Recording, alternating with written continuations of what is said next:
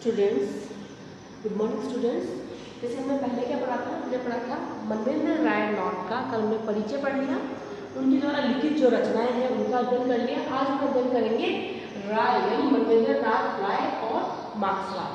उनके मार्क्सवाद संबंधी क्या विचार थे राय जी के। जैसे फर्स्ट बोले मार्क्सवाद के भौतिकतावाद में संपूर्ण आस्था। जब हम राय का सूक्ष्म अध्ययन करते हैं, उनके मार्क्सवाद संबंधी विचार जब पढ़ते हैं, हमें क्या देखने को मिलता है कि मार्क्सवाद का पूर्ण समर्थन करते हुए प्रतीत हो रहे हैं कौन, राय। उन्हें भौतिकवाद यानी जो भौतिकवाद जो चल रहा है उसका समर्थन उन्होंने इसके अंतर्गत किया है। वैज्ञानिक पद्धति, मार्क्सवाद ने जो वैज्ञानिक पद्धति अपनाई है उनका वो भी समर्थन करते हुए प्रतीत हो रहे हैं। और मार्क्सवादी चिंतन के मूल लक्ष्य में क्या है, राय जी की आस्था है कि भाई इसका मूल लक्ष्य क्या है। मार्क्सवादी ने क्या बोलता है कि मार्क्सवाद क्या है कि हमेशा समाज में दो वर्गों में क्या रहता है, संघर्ष की स्थिति रहती है, जिसमें क्या होता है एक वर्ग तो जीतता है और एक वर्ग शोषित होता है, इसका हमेशा शोषण होता रहता है। मार्क्सवाद के चिंतन तथा कर्म में एकता। जब हम मार्क्सवाद का चिंतन करते हैं या पूरा उसके बारे में अध्ययन करते हैं, वो क्या देखते हैं कि मार्क्सवाद और उसके कर्म में क्या हमें एकता प्रतीत हो रही है। इन्हीं सभी पॉइंट्सों का अध्ययन हम और विस्तार से अभी करते हैं। जैसे कि पॉइंट फर्स्ट है, क्या बोल सकते हैं अपन, ये बात है अपने 1915 से 17 की बात अपन कर रहे हैं। राय ने सन 1915-17 के वर्षों में अमेरिका में रहते हुए मार्क्स तथा अन्य समाजवादी लेखकों की रचनाओं का पर्याप्त अध्ययन किया था। उन्होंने बहुत ही शीघ्र मार्क्स के द्वंद्वात्मक भौतिकवाद और वर्ग संघर्ष के सिद्धांत पर अधिकार जमा लिया था। मार्क्स के दर्शन से प्रभावित थे, कौन प्रभावित थे, मनवेंद्र नाथ राय। उन्होंने मैक्सिको के साम्यवादी दल की स्थापना की और साम्यवादी अंतर्राष्ट्र के संस्थापक सदस्य के रूप में अपनी दृढ़ मार्क्सवाद का परिचय दिया। उन्होंने भारत में साम्यवादी आंदोलन को आगे बढ़ाने के लिए भारी प्रयास किए। उनके इस विचार का प्रतिपादन किया कि भारतीय दलितता ब्रिटिश साम्राज्यवाद और देशी सामंतवाद यानी जमींदारों और पूंजीवाद के शोषण का परिणाम है, और इसी दलितता का उन्मूलन तभी संभव है जब ब्रिटिश साम्यवाद और उसके आधार के रूप में कार्य करने वाली इन देशी सामंतवादी व्यवस्था को जड़ से समाप्त कर दे। उन्होंने मार्क्सवाद का समर्थन में करते शुरू में प्रतीत हो रहे हैं कौन, राय जी। वो क्या बोल रहे हैं कि समाज में क्या, हमेशा समाज में दो वर्गों में संघर्ष की स्थिति हमें देखने को मिल रही है। संघर्ष की स्थिति कौन है, एक तो है पूंजीपति वर्ग और एक कौन है, सामंत वर्ग, जो क्या इनको शोषित कर रहा है। जैसे जमींदारी प्रथा, जमींदारी जागीरदारी प्रथा, जिनको किसका शोषण करते हैं, अपने भारतीय कृषकों को शोषण करते हुए वो लोग प्रतीत होते हैं। तो यदि साम्यवाद की स्थिति मतलब मार्क्सवाद की स्थिति क्या है, हमेशा दो वर्ग के अंदर हमें संघर्ष की स्थिति देखने को मिलती है। राय की मार्क्सवाद में आस्था, महत्वपूर्ण विचारों के कुछ। फर्स्ट है मार्क्स के भौतिकतावाद में संपूर्ण आस्था।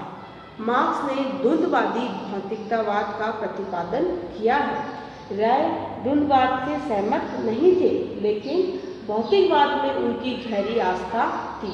द्वंद्ववाद से क्या कर रहे हैं, राय सहमत अपनी प्रकट नहीं कर रहे हैं, लेकिन किसमें उनकी रुचि है, भौतिकतावाद में उनकी गहरी आस्था थी, वो उस चीज़ को मान रहे थे। और साम्यवादी अंतर्राष्ट्रीय से परिपूर्णता अलग हो जाने पर भी भौतिकतावाद में उनकी आस्था क्या हुई, बनी ही रही। मनवेंद्र नाथ राय पूर्ण भौतिकतावादी अपन उनको बोल सकते हैं, और इस बात से सहमत थे कि भौतिकवादी समस्त ज्ञान का स्रोत है और भौतिकवाद जीवन पर्यंत राज्य का ही केंद्र बिंदु बना रहा है। पॉइंट नंबर सेकेंड, मार्क्स की वैज्ञानिक पद्धति। राय मार्क्स की वैज्ञानिक पद्धति से बहुत ही प्रभावित थे। किसकी, ये पद्धति किसकी थी, मार्क्स की थी। और एक और पद्धति वैज्ञानिक पद्धति, इससे कौन प्रभावित थे, अपने राय बहुत प्रभावित थे। राय का मत था कि सर्वाधिक अनुकरणीय और प्रशंसनीय बात वैज्ञानिक पद्धति की ही है। ठीक है।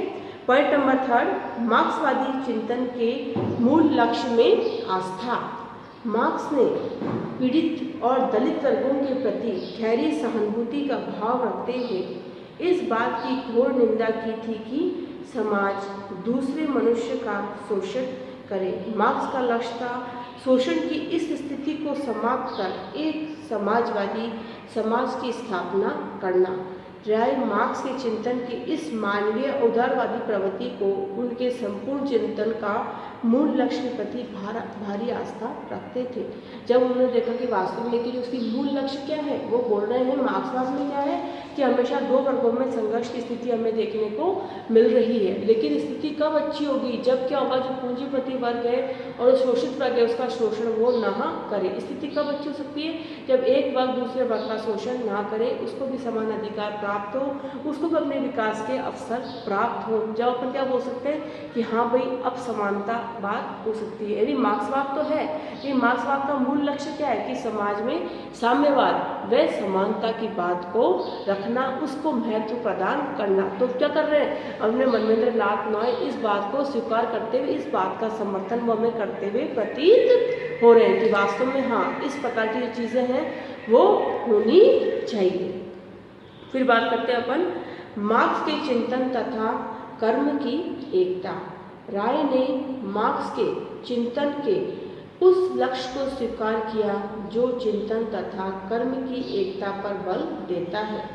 कोई कार्य तभी सफल हो सकता है जबकि सोच समझकर निश्चित की गई एक योजना के अनुरूप हो और विद्यमान वस्तु स्थिति पर आधारित हो। मार्क्स के चिंतन पर कर्म की एकता। यदि हम केवल किसी पर्टिकुलर बात का विचार करते रहें और उस संबंधी यदि हम कोई भी कार्य अपना या कोई भी अपन किसी बात का विचार तो कर रहे हैं, लेकिन किसी भी कार्य को लेकर हुए उसमें बातचीत हम कोई भी प्रयास नहीं कर रहे हैं, तो कार्य कब संपन्न होगा, जब हम उस पर्टिकुलर जो परिस्थिति चल रही है उसको लेते हुए उस समस्या का और समाधान क्या हो सकता है, यानी कर्म प्रधान, उसको लेकर यदि हम कर्म करते हैं तब क्या होगा, कर्म की एकता से उस वस्तु स्थिति में हमें परिवर्तन देखने को मिल सकता है।